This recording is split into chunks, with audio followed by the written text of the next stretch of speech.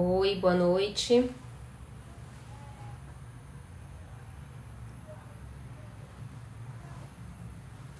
Oi, oi, Johanne. Já me pediu aqui? Ah, legal. Vou abrir aqui pra você e aí a gente começa, tá bom?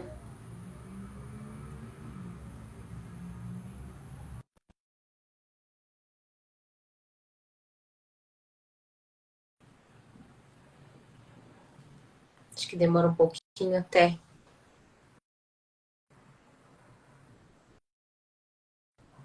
Olá, Oiê. olá.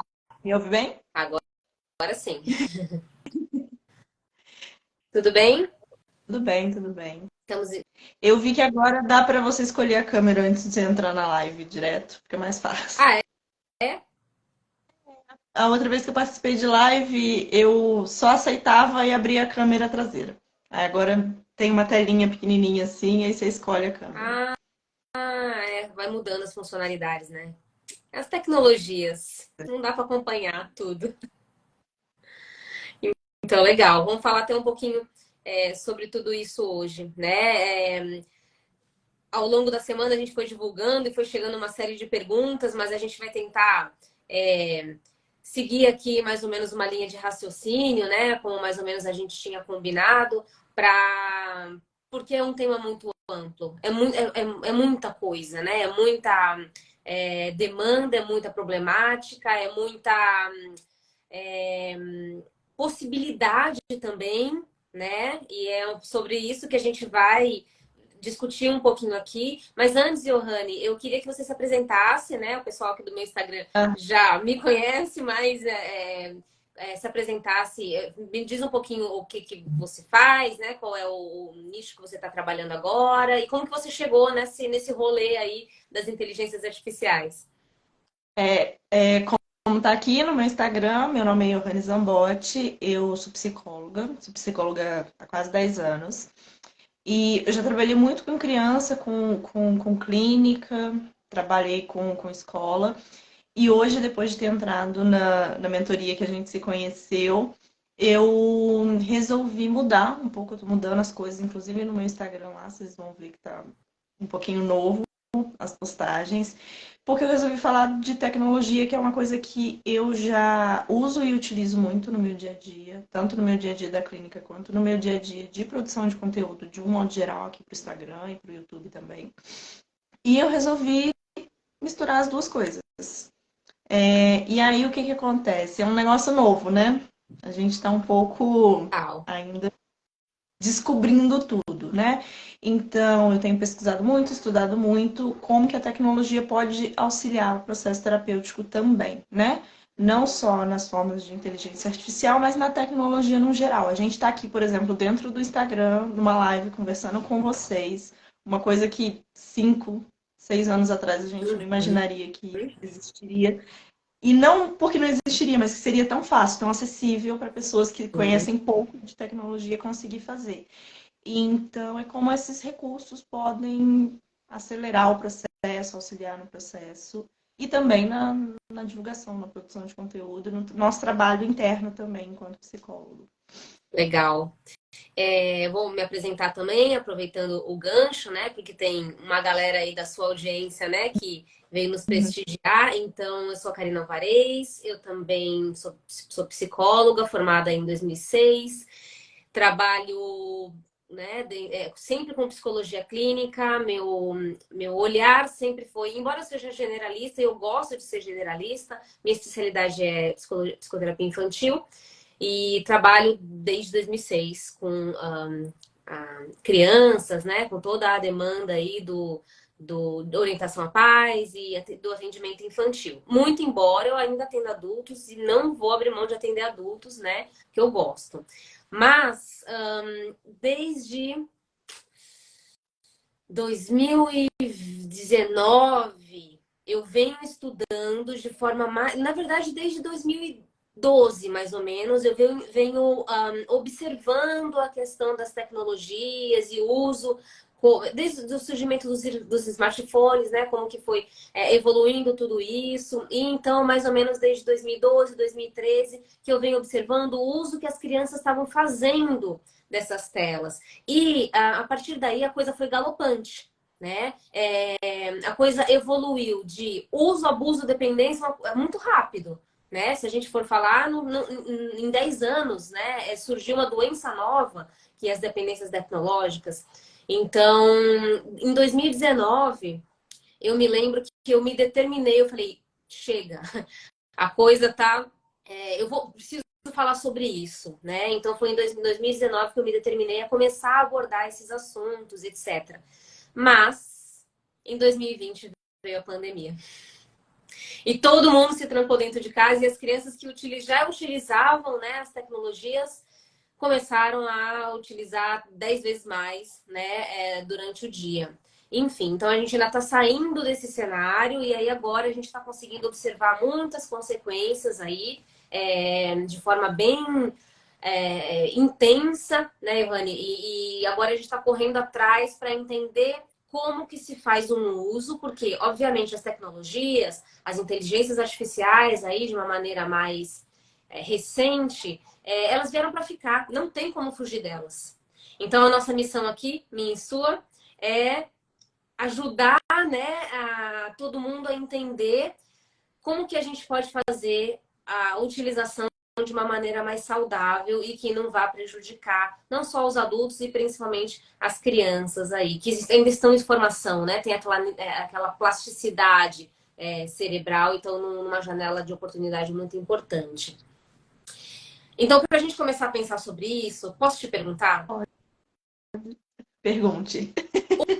O que são as inteligências artificiais, afinal de contas, que hoje em dia todo mundo só fala disso? Então, a inteligência artificial, num conceito geral, assim, conceito né, do que é exatamente, seria como se a gente tivesse um programa que consegue ensinar outros programas, ou outras máquinas, ou outras coisas, sem que a gente precisasse dar comandos específicos o tempo inteiro para esse programa. Essa é a definição geral, por exemplo. Se eu preciso fazer um certo de análise de alguma coisa e eu preciso, sei lá, uma informação X de determinado aplicativo, eu tenho uma IA dentro desse aplicativo que faz essa análise. Porque sem que eu precise falando assim, me dá essa análise todo mês, ou alguma coisa assim. A gente está falando muito de uma inteligência artificial agora, muito específica, né? Principalmente com o advento do ChatGPT e outras inteligências de imagem, no quesito inventivo. Mas elas já existem desde que a gente tem smartphone, por exemplo, e rede social. O algoritmo do Instagram, que determina, que deixa a gente maluco, né? O que manda, o que não manda, o que entrega, o que não entrega. É um tipo de inteligência artificial. A Siri, a Alexa, todos esses assistentes virtuais de comando de voz são inteligências artificiais porque eles interpretam o nosso comando e fazem a busca por conta própria. Sites de busca, Google, Bing, todos esses Yahoo têm inteligências artificiais dentro deles que fazem a filtragem. Mas o que a gente está vendo hoje, que eu imagino que tem assustado muita gente, tem deixado muita gente deslumbrada também, é o que a gente tem dentro do chat GPT, que é uma inteligência de texto, de linguagem contextual, que fala com a gente como um ser humano. Eu acho que é essa a coisa mais, vamos dizer assim, mirabolante do que a gente está vendo agora. A resposta e o treinamento da IA do chat GPT, por exemplo, deixa a gente com aquela sensaçãozinha que a gente está conversando com alguém, de fato, né? Mas seria isso. A IA do ChatGPT é uma IA que é mais complexa do que essas outras, mas que basicamente analisa uma quantidade muito grande de dados e dá respostas interpretativas sem precisar de um comando o tempo inteiro do programador, vamos dizer assim. Uhum. E aí, na prática, então, ele responde, o ChatGPT, no caso, responde àquilo que a gente quer saber, né? E principalmente, você me falou que ele tem uma programação até que ano? 2021, eu acho. É uma base de É o, dados. Isso. A versão gratuita 3.5 tem uma análise e armazenamento de dados até 2021. Então, Uhum. se você perguntar de alguma coisa fora, ele vai te responder, porque ele é treinado para responder, mas vai ser uma resposta equivocada, ele vai inventar uma resposta, ou muito raramente vai dizer que não Tá, sabe. tá. E então, tudo que existe na internet até 2021, o que eu perguntar, ele vai me responder. Ele vai te responder baseado na análise de dados, Uhum. né? Então, por exemplo, se você perguntar para ele quem foi, sei lá, o que que assunto do momento, o que que Larissa Manoela estava fazendo em 2020, sei lá, talvez ele possa te responder, talvez não, porque a interpretação da pergunta depende, né? Porque precisa é porque assim, a inteligência não é tão inteligentinha assim, né? Então a gente precisa compreender que ele não tem um conhecimento, por exemplo, de pessoas enquanto a gente tem, né? Que, por exemplo, que uma celebridade é uma celebridade X, que ela teve esse tipo de relacionamentos, ou que ela trabalha com isso e isso específico. Ele vai ter um dado, por exemplo, de uma celebridade baseado, sei lá, numa Wikipédia, ou alguma coisa assim. Não é, ele não interpreta, por exemplo, vídeos e essas coisas todas que a gente consegue interpretar com áudio, vídeo e novela e séries e filmes e essas coisas todas. Então, o contexto que ele tem de determinada pessoa, de determinada informação, ele é limitado na informação de texto que ele foi treinado. Sim. Então, eu já vi isso acontecer essa semana mesmo, né? As criancinhas, 10, 11, 12 anos, fazerem o quê? Estudarem para a prova ou fazerem algum tipo de lição, né? Atividade para a escola e tal, e ficar perguntando para o chat GPT, e aí o chat GPT dá a resposta e ela escreve ele do lado. Muito É, erro. isso já está acontecendo. Eu vi, ninguém me contou, né? Essa semana acontecer. Então, qual você acha que pode ser um caminho para proibir, mediar? Não. Sempre que a gente vai falar de tecnologia, e você que conhece e lida com crianças, eu também já lidei muito tempo, a gente precisa sempre orientar.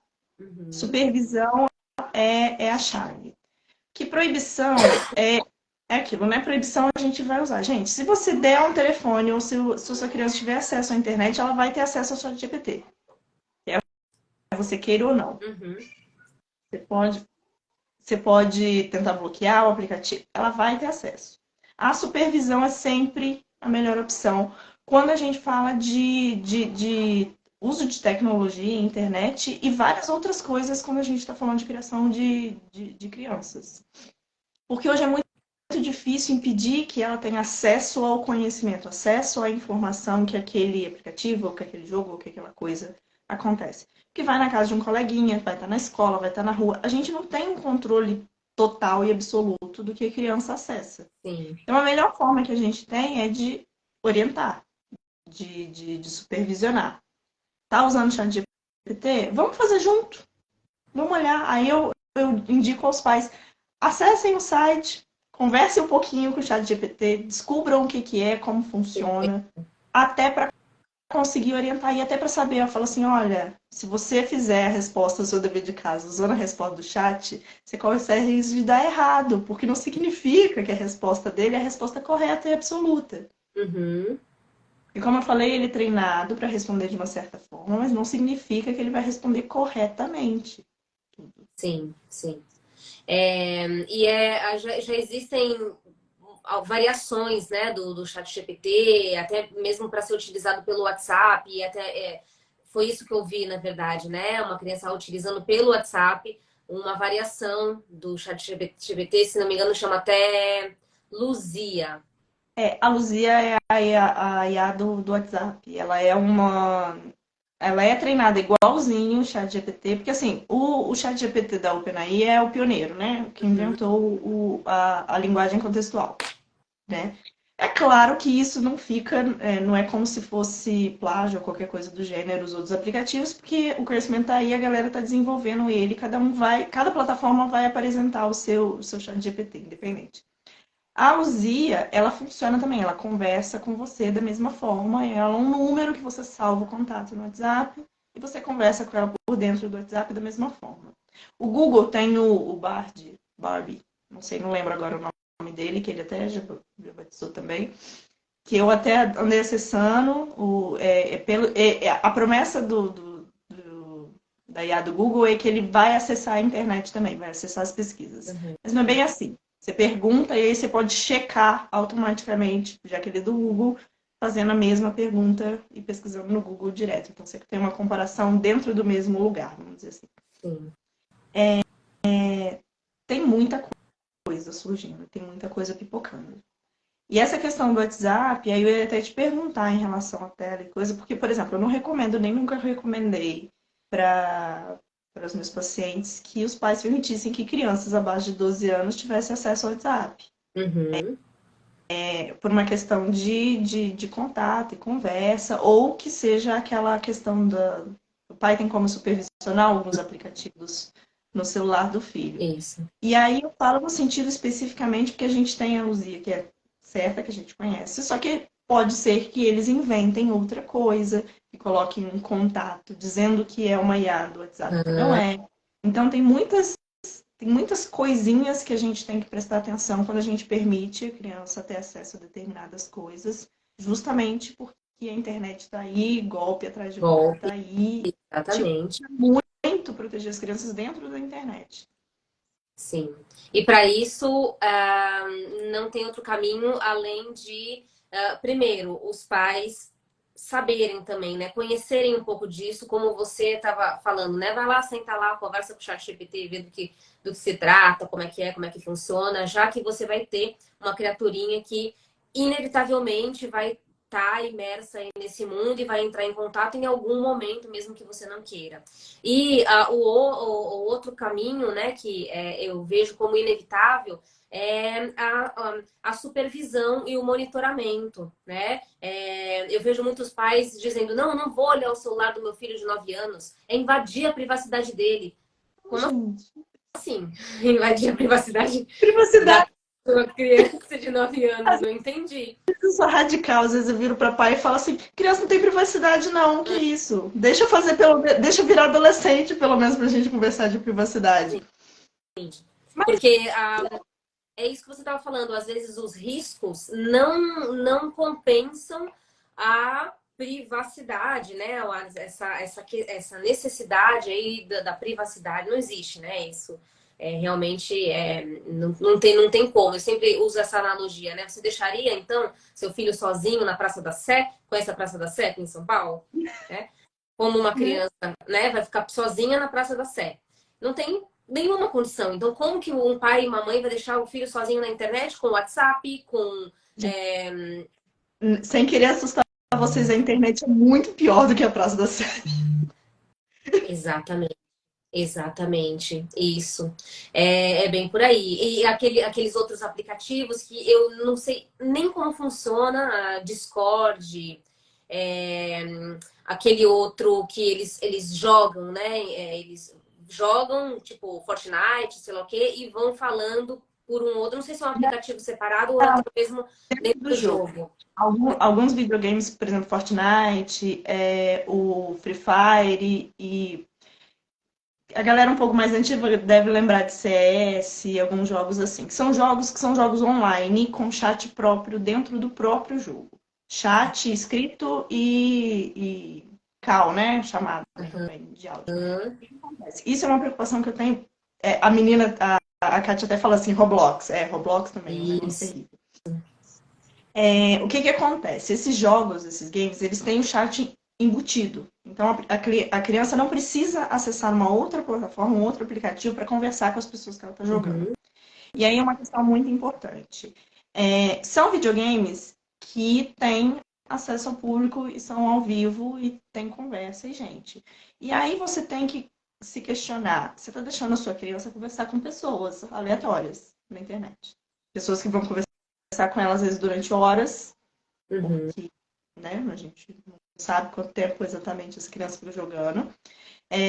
Muitos adultos, né? Tem muita criança jogando, mas tem muito adulto. estão conversando diretamente, sabe? Ao vivo, igual a gente está conversando aqui na live. E muita gente mal intencionada. Mal intencionada e muitos pais não têm noção de que isso está acontecendo enquanto a criança está jogando. Não é um playground, né? A gente vai ali numa. Não é a pracinha, não é o parquinho. É. Não tem como saber que são exatamente outras crianças. Sim. A não ser que ocorra esse monitoramento, né? Então, as crianças, elas gostam muito de usar fone de ouvido enquanto jogam e tal. Veta, então, o fone de ouvido para crianças maiores. Para crianças menores, eu acho que para crianças menores não deveriam nem estar tendo acesso a esse tipo de jogo. Para crianças menores, vou dar uma coisa que é muito explícita, clara, é clareza, e é uma questão que a gente às vezes ignora. Tanto jogo, quanto filme, quanto qualquer entretenimento tem classificação etária. Isso. Fortnite, se eu não me engano, é 14 anos. Uhum. Fire também. Se tem criança abaixo de 14 anos jogando, já tem alguma coisa equivocada. Sim. A classificação etária existe por uma razão, Por né? uma razão, ela é pesquisada. A gente sabe, por exemplo, tanto Fortnite quanto Free Fire são jogos de tiro, são jogos violentos. Uhum. Né? E aí a gente entra novamente na questão o jogo é violento e a questão das violências. Eu sou completamente contra dizer que o videogame em si ou a mídia em si influencia qualquer coisa. A classificação etária, ela tá lá porque uma criança menor da idade destinada ao jogo, ela vai ter um poder de interpretação daquele jogo de forma diferente, né? Com certeza. Até mesmo porque crianças muito pequenas ainda, né, até os 7 anos, elas não sabem distinguir ainda muito bem, elas estão muito imersas ainda no mundo da fantasia, né? Então fazer essa distinção pode ser mais difícil, o que é real, o que é fantasioso e tal. Só vai ocorrer um pouquinho mais tarde, depois que cai o mito do Papai Noel. Exatamente. Então não dá. E tem também a questão da memetização, né? Crianças muito novas repetem comportamento, repetem as coisas que elas veem, as coisas que elas escutam. Uhum. Isso. Então, para a gente prosseguir aqui, né, nessa conversa, como você acha então? Tem muito prejuízo, tem muito risco, muito risco, né? Não só no uso de telas, os jogos e as inteligências artificiais, que eu acho que já não dá mais para distinguir uma coisa da outra. É como você estava dizendo, né? As redes sociais, o Instagram, o TikTok, qualquer rede social que a pessoa venha utilizar tem uma inteligência artificial ali falando com ela de alguma maneira. Pode não ser de uma maneira textual, como o chat GPT, mas está falando com ela, né? Está se comunicando ali com ela de alguma maneira. Mas então, como você acha que as IAs hoje, com a realidade que a gente tem hoje, que vai ser diferente da realidade que a gente vai ter amanhã, né? Porque a coisa evolui muito rápido, pode ser usada de forma mais saudável, Johanne, e ética, né? Lembrando da história da Luzia lá que estava respondendo a prova de matemática. A prova não, o estudo de matemática. Como ela pode ser usada de uma forma mais saudável e ética pelos adolescentes, sabe? A partir de 12 anos, esse pessoalzinho que tá mais ligado aí, né, no hype. É assim que fala? Como eu falei, em relação ao monitoramento é importante, mas eu acho que é importante também, e aí eu acho que é o que a gente vai entrar um pouquinho em conflito, porque geralmente quem dá orientação é a galera um pouquinho mais velha, e a galera um pouquinho mais velha ainda não está tão Sim. dentro de como as coisas estão funcionando hoje em dia. Eu sempre uso, quando eu falo de tecnologia e adolescente, e se está usando, se não está, principalmente no contexto escolar, eu uso o exemplo da calculadora. Quando a gente ensina matemática para as crianças, a gente ensina o cálculo, raciocínio matemático. A gente ensina como que funciona, como que arma continha, como que a gente, sabe? Como que a gente faz o processo. E aí chega a determinado ponto que a gente tem calculadora e a gente sabe usar. Eu, por exemplo, sou uma completa dependente de calculadora, não sei fazer uma conta de cabeça mais. Mas eu sei que se eu precisar, se a calculadora me faltar algum dia, eu tenho meios e conhecimentos, mesmo que eu tenha que dar uma puxadinha na memória, para realizar aquela tarefa. Hoje eu vejo que as IAs, e usando o exemplo básico do chat, que é o que tem, por exemplo, atropelado nessa questão ética de produção de texto e coisas de tarefas de escola. Tem até professor da faculdade maluco tentando descobrir se o texto foi feito pelo chat ou se não foi. É orientar da mesma maneira que a gente orienta o uso de calculadora. Sabe? Por exemplo, se não dá para saber se o menino escreveu o texto ou não em casa com a inteligência artificial, bora fazer uma produção de texto em conjunto em sala. Uhum.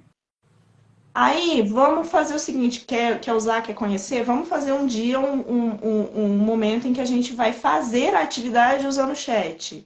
Ah, o chat a gente sabe que não é confiável. Como é que a gente pesquisa do chat para o Google? Que tipo de palavras-chave a gente tem que saber para saber se a resposta do chat é uma resposta mais próxima da realidade ou não? E fazendo essa mescla entre ensinar o raciocínio lógico da construção de um texto, por exemplo, quando a gente está falando de chat, para que o uso do chat seja um uso prático, não um uso substitutivo. Sim. Por exemplo, eu uso para fazer muitas coisas do meu dia a dia, né? Eu hoje raramente faço um roteiro sozinho, Uhum. mas eu uso o chat GPT. Mas eu sei fazer um roteiro. Eu sei que se o chat me dá um roteiro fuleiro, eu não vou usar. Eu vou falar assim, não, tá errado isso aqui, vamos fazer um pouquinho melhor. Vamos oriento melhor, faço um prompt um pouquinho melhor do que eu tinha feito anteriormente e troco. Nunca faço, por exemplo, a produção de conteúdo em si, por exemplo, o conteúdo. Né? A informação eu nunca pego do chat. Então são essas pequenas coisas que a gente. Porque a gente sabe, porque a gente conhece o conteúdo do trabalho que a gente executa, que fica mais fácil utilizar o chat melhor. Mas é aí que tá, né? É aí que eu me pego, assim, me questionando. Ah, você deu um ótimo exemplo, né? Se você precisar, você consegue produzir um conteúdo, um texto, o que quer que seja, sem nenhuma ajuda, né? Com zero tecnologia. Se você quiser, você consegue fazer a conta, né? Na mão ali, mesmo tendo um pouco de dificuldade. Porque um dia você aprendeu isso sem nenhum acesso à tecnologia. Mas e essas crianças que estão aprendendo agora? Que já estão utilizando uma ferramenta fraudulenta para esse processo de aprendizagem, entendeu? Então, mas é esse o ponto. Tem que trazer para a sala de aula. Não pode ignorar. Porque se for, por exemplo, vamos lá, vamos fazer uma redação, eu quero que vocês façam uma redação e vocês vão me entregar. Vão fazer em casa e vão me entregar. Comando que se a criança tiver acesso ao chat, ela não vai fazer à mão. Então, se esse não é o contexto, tipo assim, se não dá para saber, e não dá mesmo, gente. Inclusive falo, se tiver site, aplicativo, vendendo, que consegue identificar se o texto foi escrito pelo chat ou não, é furada. Não tem ainda essa identificação exata. Tem como você identificar por algumas outras partes tecnológicas, por exemplo, se a pessoa faz o texto no Google, assim, online, na nuvem, um negócio assim mais complicadinho. Então, você tem que trazer a realidade da tecnologia para dentro. Porque, por exemplo, se você mandar a atividade da matemática para casa, a criança está fazendo na calculadora. Sem supervisão, né? Sem supervisão, exatamente. É esse o ponto. A supervisão é o ponto-chave nessa situação. Tanto na escola quanto com a família. Por isso, não adianta a gente especular como que vai fazer ou não se nós, adultos, não conhecemos o que as crianças estão utilizando. Então, mais uma vez, o caminho é conhecer, né? O conhecimento vai dar para os adultos que estão precisando monitorar essa condição, essa situação, que não é temporária, né? É, os elementos para fazer isso de uma forma mais, mais pontual, mais firme mesmo. A solução não vai acabar a tecnologia. Não vai acabar, vai evoluir, vai crescer, vai aumentar e vai estar cada vez mais dentro das situações. Hoje, por exemplo, a gente vê que tem crianças muito novas tendo um próprio celular, né? Que não é nem uma questão de ter acesso à tela, ou acesso a um tablet, ou acesso à TV durante muito tempo. As crianças estão tendo o próprio aparelho. Cada vez mais cedo. cada vez mais cedo. Eu, particularmente, ainda sou. Eu tenho amigas que têm filhos de 10, 12 anos e que elas são, assim, as piores mães da face da Terra, porque ainda não deram o celular para as filhas. Uhum. E não tira a razão dela, acho que 10 anos ainda é muito cedo. Sim. Mas eu conheço, eu sei gente que tem, inclusive a maioria dos colegas dessas, filhas das minhas amigas, que tem telefone desde, sei lá, dos 7, dos 8, ou antes disso até. E mais uma vez, com a pandemia, isso foi antecipado também. Também. Porque os pais não podiam dispor, né? Estavam trabalhando ali, não podiam dispor daquele aparelho para a criança jogar um pouquinho, etc. E tá, eu vou comprar um para ele. Comprou e nunca mais tirou, né? Essa criança que tinha 6 anos naquela época, hoje tem 9 e continua tendo o aparelho e não vai deixar de ter, né? Uhum, exatamente. E é engano nosso achar que a gente não tem que dar conta disso, que a gente não tem que se responsabilizar sobre isso, entendeu? Outro dia eu estava numa sala de aula e aí o professor estava dando aula de história, né, sobre cultura e nananã. E eu estava lá, que eu estava observando um paciente. E aí ele tava falando, e aí tirando coisas, falando sobre a parte da cultura musical, o que era cultura isso, e nananã. E as crianças falando sobre várias coisas. E ele tentando reforçar umas coisas antigas, assim, e eu pensando, meu Deus, esse professor tá perdido. Até a hora que ele falou rádio. E na hora que ele falou do rádio, eu só pensei, meu Deus, não tem uma criança, era um quinto ano, era uma sala de quinto ano. Uhum. Você não tem uma criança nessa sala que sabe o que é um rádio. E aí eu gritei lá no fundo da sala assim, Spotify! E aí as crianças começaram a falar, e aí falar do Spotify, do podcast, do isso, daquilo, da música da Ana Castelo, que não sei o que tem, não sei o que tem. O professor não sabia o que era o Spotify. Precisa saber. Trabalhando com esse público, precisa saber. Entendeu? E aí não é uma questão de opção. Ah, eu não me dou bem no Instagram, ah, eu não sei mexer no Facebook, ah, eu não conheço tal coisa. Tem que conhecer. É. Se está lidando com criança e educação, tem que conhecer. Porque eles sabem, e eles sabem de tudo, e eles vão te falar e dar aula. E deixa eu ver, a Débora fez um comentário aqui, né, citando que os pais são analógicos. E uma vez, há um tempo atrás, eu escrevi um texto, tá até no meu Instagram, falando justamente sobre isso, né? Eu usei exatamente esse termo, acho que tem um ou 2 anos já esse texto. Os pais da minha geração, vamos dizer assim, né, eles ainda são analógicos. Então, os pais de crianças que estão por 9, 10, 11 anos são analógicos, assim, eles não cresceram com essa realidade, né? Então, eu tenho 39 anos hoje. Eu me lembro quando chegou a internet na minha casa, eu tinha uns 14 anos, e foi cedo. Na casa de amigos meus, demorou ainda, né? Na minha casa chegou cedo, vamos dizer assim. Eu tinha 14 anos, então eu tive 14 anos de um crescimento analógico, sem nem, poucas tecnologias, né? Desse tipo de psicologia não, de tecnologia que a gente está falando. Psicologia fica rodando na minha cabeça.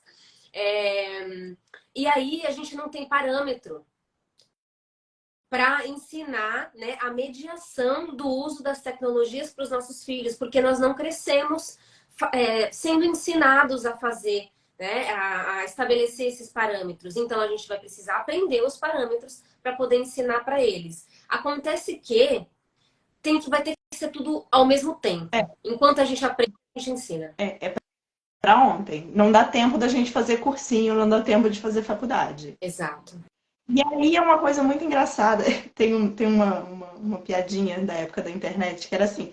Antigamente, eu cresci. No meu caso, como eu moro numa cidade muito no interior, a internet, a tecnologia, de modo geral, chegou bem tudo atrasado aqui. Eu fui ter internet dentro de casa, com o modemzinho da Vivo, assim, no notebook. Uhum. Eu tava no pré-vestibular já, sabe? Uhum.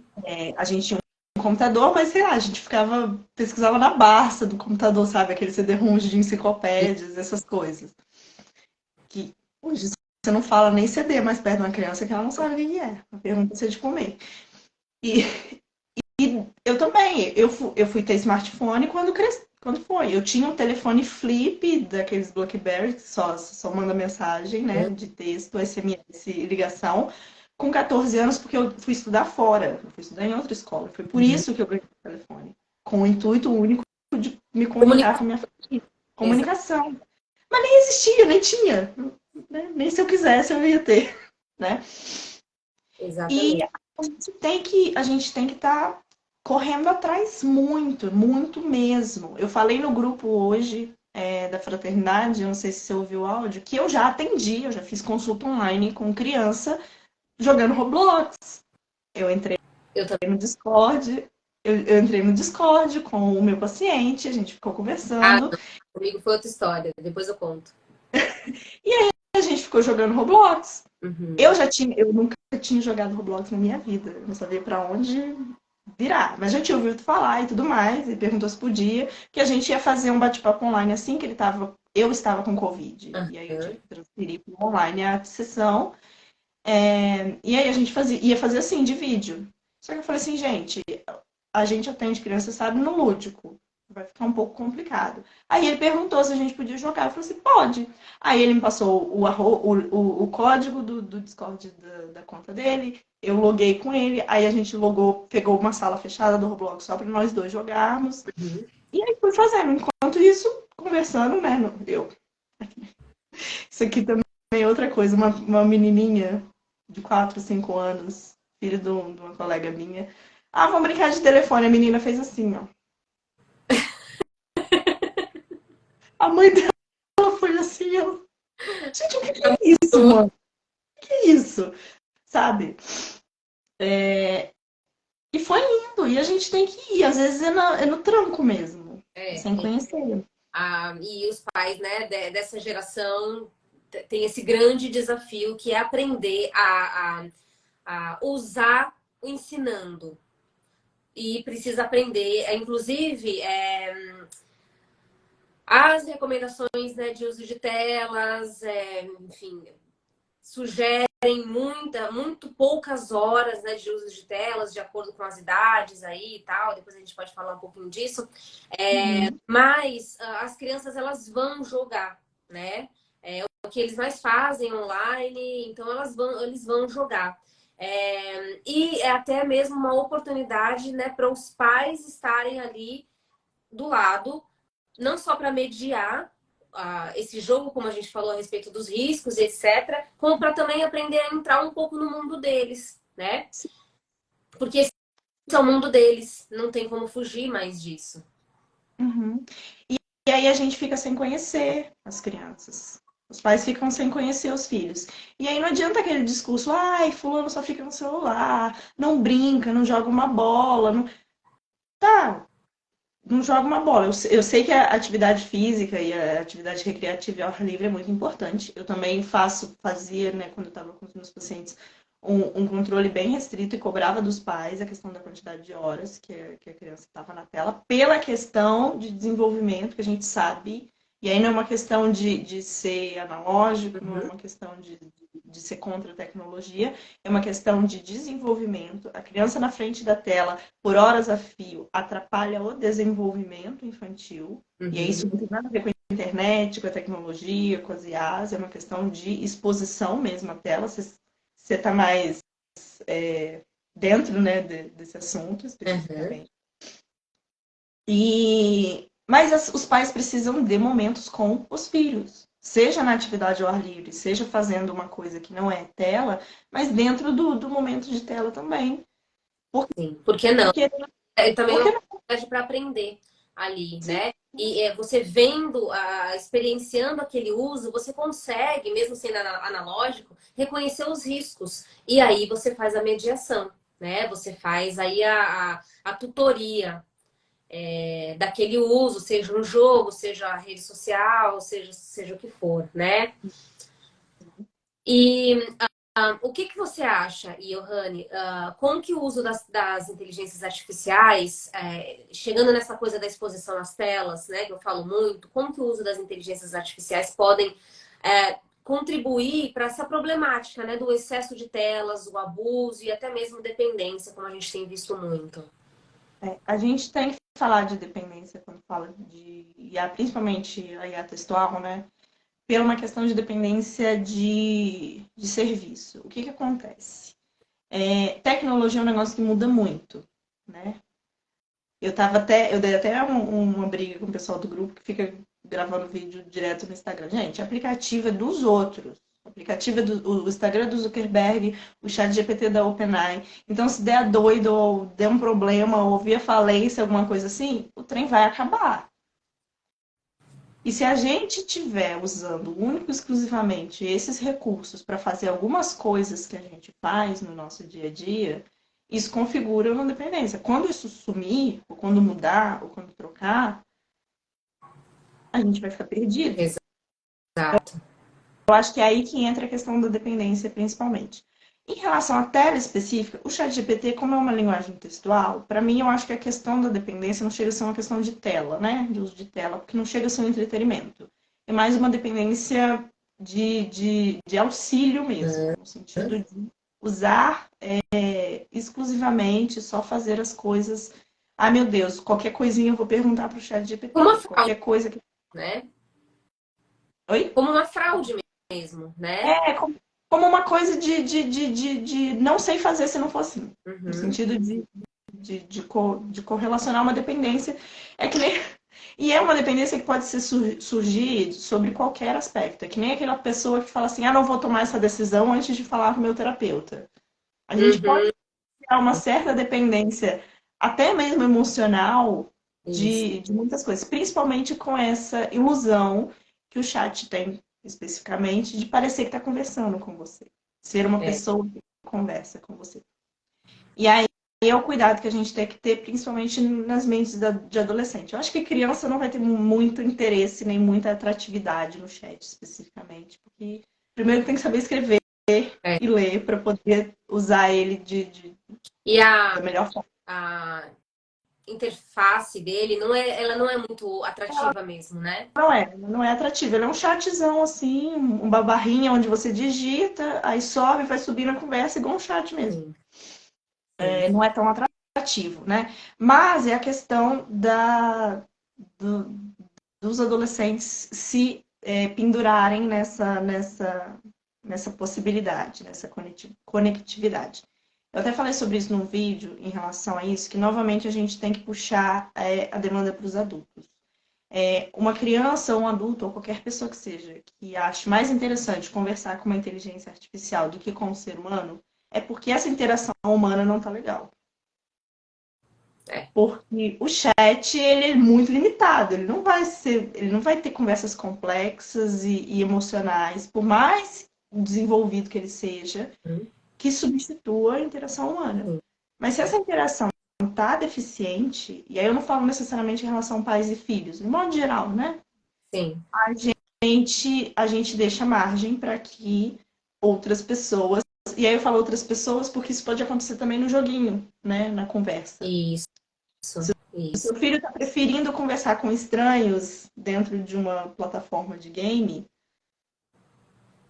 do que com os coleguinhas dele de escola, ou do que com os pais, ou do que com os priminhos, ou do que a relação real, é porque está acontecendo alguma coisa. Uhum. A gente fica sempre falando, né, de inteligência artificial, a gente pensa no chat GPT, na Alexa, na Siri, eu vivo brincando, né? Bem que a Alexa podia vir malhar pra mim. Queria. Droga. Ela nunca foi. Mas a gente também esquece que os jogos em si, eles também já têm uma inteligência artificial, né? Já há muito tempo. Sim. E eu jogava, quando eu era criança, eu gostava muito de jogar videogame. Então eu tinha um Super Nintendo e eu amava, passava bastante tempo jogando, quando eu tinha tempo livre e tal. Mas bastante tempo, assim, eu jogava 1 hora e eu já ficava de saco cheio.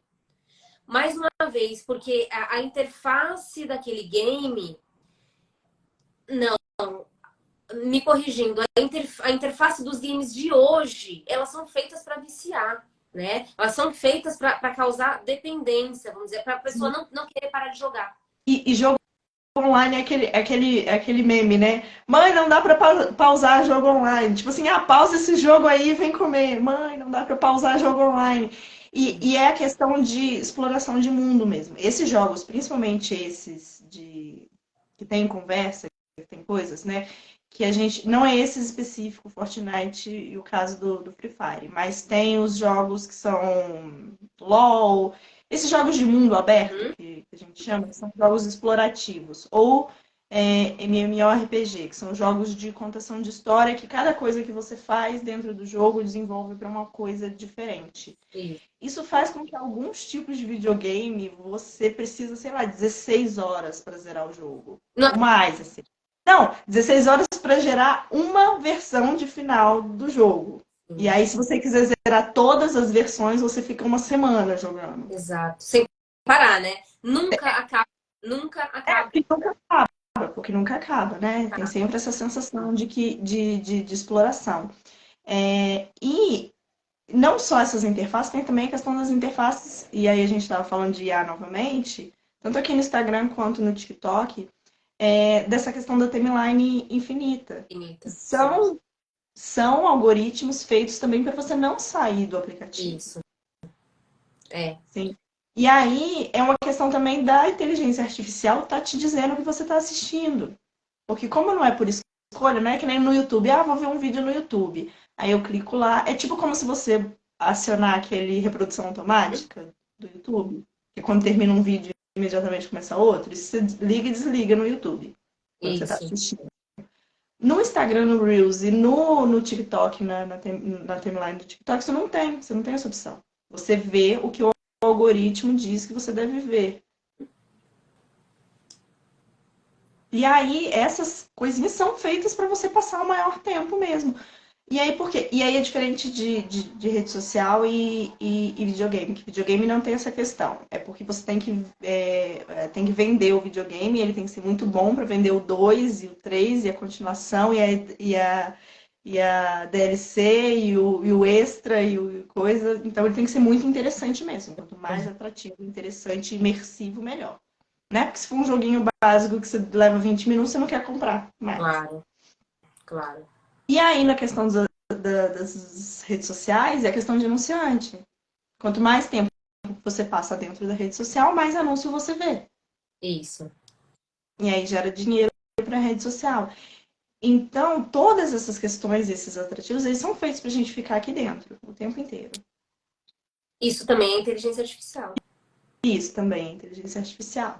Exato. É uma que a gente não interage. Essa é uma que a gente não consegue controlar, que a gente não consegue interagir.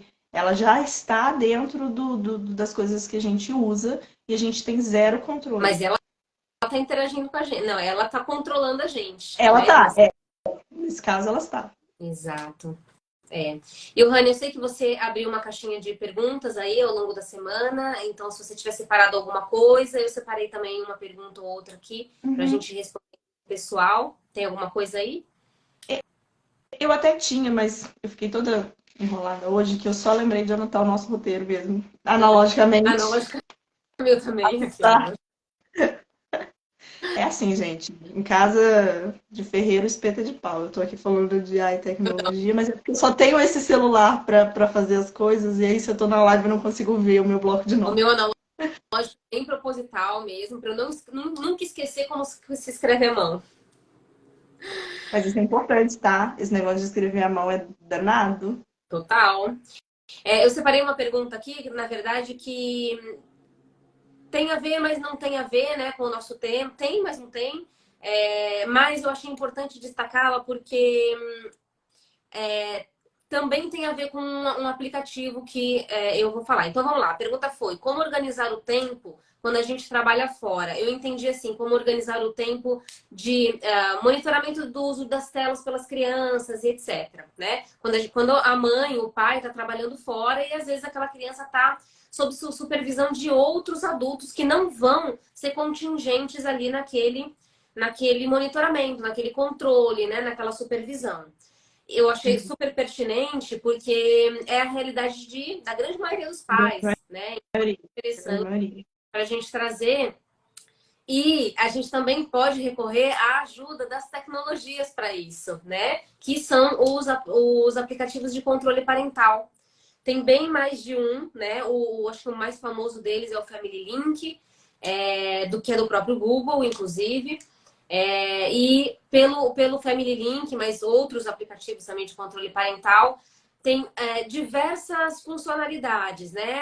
A que eu mais uso, eu uso o Family Link no celular da minha filha, é o de bloqueio. Então, por exemplo, o celular da minha filha ele é programado para bloquear às 9 da noite. Então, a partir das 9 da noite, ela não acessa nada. Ela só consegue acessar ligação de emergência. Ligação, na verdade. Então, se ela precisar ligar para mim, se ela precisar ligar para o pai dela, ela consegue. Uhum. Também tem o bloqueio manual. Então, quando ela chega na escola, eu bloqueio manualmente o celular dela e ela não consegue acessar nada do celular, a não ser os aplicativos que você deixa lá também manualmente liberados. Então, tem um jogo lá de quiz que ela estava usando numa aula, aí eu deixei liberado ali temporariamente. Depois, acabou de usar, bloqueia de novo. E também tem outras funcionalidades, tem até um localizador, né, para você saber onde que está o celular da criança, o smartphone, ou então o tablet também, porque esse Family Link também dá para instalar em tablet. É, Enfim, tem outras funcionalidades. Tem o controle do próprio aplicativo. Então, por exemplo, dá para você programar os aplicativos para eles serem usados só 30 minutos por dia. Depois de Sim. 30 minutos, aquele aplicativo bloqueia, ela não usa mais. Sim, assim, o recurso, ele, como você falou, é isso mesmo, tem recurso tecnológico para resolver esses problemas também. E tem também outras coisas simples por exemplo, rede social. Se a criança tem rede social, que eu acho que não deveria ter, Uhum. né? Rede social também tem classificação etária, é importante a gente lembrar disso. Mas tem aquela questão de você ter acesso ao link, por exemplo. Eu posso acessar várias contas do meu Instagram. Se eu tiver uma filha que tem Instagram e eu preciso monitorar, eu posso instalar o Instagram dela. E aí eu tenho acesso total ao conteúdo, tanto que ela conversa quanto que ela posta. Uhum. Minhas amigas que têm meninas que têm Instagram, elas funcionam assim, elas têm. E se elas acham e é radical, se elas acham que postou, conversou, fez alguma coisa, elas vão lá e apagam. Elas tiram, elas bloqueiam um comentário, Isso. todo esse monitoramento. E, novamente, é bom lembrar aos pais que não é invasão de privacidade quando você está protegendo a sua filha. Isso, exatamente. E é que nem você está num lugar. A gente tem que parar de separar internet de vida real. Como Isso. se as coisas que acontecessem na internet fossem completamente diferentes das coisas que acontecem na vida real. Se na vida real você não vai deixar o seu filho conversar com um estranho que ele nunca viu, sozinho, sem você olhar, você não vai deixar ele fazer isso na internet. E quando vem amiguinhos do seu filho, amiguinhas da sua filha em casa e tal, as mães têm o hábito de ficar de orelha na conversa, né? Pra saber se tá adequado, se não tá adequado, se tá falando palavrão, se não tá, se tá falando, fazendo bullying com os ausentes ou se não tá e tal. Por que não faria a mesma coisa Na ali, né, internet, no celular daquela no criança? WhatsApp, Coisa. DM, nos grupinhos. Isso. Então é por aí. Os pais não deixam os meninos namorar de porta fechada dentro de casa, vai deixar fazer qualquer coisa na internet. Não é um regime da porta É. aberta? Os meninos vão pro quarto, porta aberta. Uhum. Não é? Precisa saber o que está acontecendo. É. A criança não vai dormir na casa do coleguinha, você não quer saber quem é o pai, quem é a mãe, quem que vai estar na casa, se vai ter algum adulto vigiando as crianças. Porque não iria querer saber com quem ele está conversando no WhatsApp. É a mesma coisa. É a mesma coisa. Exatamente. E não é invasão de privacidade, como você diz, né? Cuidado, zelo, né? Exatamente. A gente é adulto responsável. Isso a gente tem que Uhum. entender. A criança ela não é responsável por várias ações, inclusive no âmbito legal. A gente sabe que a criança não é responsável. Quem é responsável são os adultos. Então, se a gente deixa, se a gente não olha, não zela, não monitora, a gente está permitindo que qualquer coisa possa acontecer. Exato. Então, na verdade, no fundo, já para a gente ir encaminhando aqui a nossa conversa para o final, a gente consegue entender que as inteligências artificiais, as tecnologias, elas vieram para ficar. Os adultos analógicos precisam dominar minimamente, né? Tudo isso para poder orientar as crianças. Não tem outra maneira, né? Isso é um caminho sem volta. Ah, as IAs, elas podem auxiliar muito em muitas coisas, mas o que importa mais não é o uso que se faz, nem a quantidade de tempo, né? E sim o uso que se faz, a funcionalidade, a função, né? Para que aquela criança está usando uma inteligência artificial? Um ChatGPT, né? Qual é o propósito? Exato. Você tem alguma coisa para acrescentar aí, Johanny? Não, eu acho que é isso mesmo. Em relação ao propósito, isso é muito importante, porque o uso geral da tecnologia, quando a gente está falando de crianças, tem a parte de entretenimento, é claro, como a gente tinha com TV, com videogame e outras coisas nesse sentido. Mas também da questão do propósito. Dá para usar tanto a tecnologia quanto as IAs com propósito com as crianças. Até para elas saberem como usar, como que usa de forma ética. Que a gente falou da questão dos trabalhinhos de escola e tudo mais. Isso, no período escolar, é fraude. Não importa se não tem como descobrir se foi a criança que escreveu ou se foi a IA. É fraude. Então, a gente pode usar como mecanismo de pesquisa, a gente pode usar. Mas aí é a mesma coisa das outras, sabe? O Google, minhas gatas já estão começando a miar demais aqui. Uhum. Acabando. Mas é o uso responsável. A gente não aprende como que pesquisa no Google, a gente não aprende que se copiar e colar vai dar para descobrir que não é assim que a gente funciona. Quando vê a questão da internet, muita gente entregando trabalhinho de Wikipédia, quase até com o endereço eletrônico da Wikipédia escrito no documento. Precisa estar monitorando. Sim. O tempo inteiro e dá para fazer, só que a gente precisa aprender. E Nós adultos. o Fernando está dizendo que a IA da época dele era o lápis de tabuada, e é isso mesmo, né? Olha como... É o lápis de tabuada, é a calculadora, é o alfabeto coladinho na parede. Tem várias formas de a gente acabar, não burlando, mas assim, entrando numa resposta um pouco mais automática, que não é um raciocínio que a gente deve aprender. Tanto o raciocínio lógico-matemático, como a gente usou de exemplo, quanto o raciocínio de escrita, que é o que mais está pegando na questão do chat, ele precisa primeiramente ser ensinado para depois utilizar o recurso. A gente faz isso com outras coisas da educação, pode fazer isso também com texto, sabe?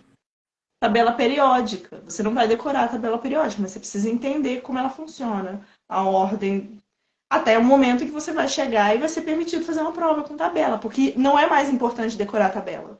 O que é importante é entender o raciocínio de como que faz as equações. Sim, sim. Assim como o texto.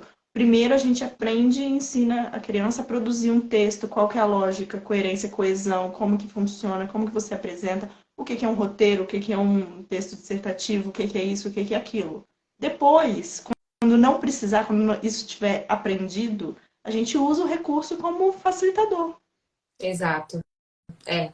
Então, até chegar lá, né? Precisa sim dar uma segurada, né, nas criaturinhas que querem avançar o sinal e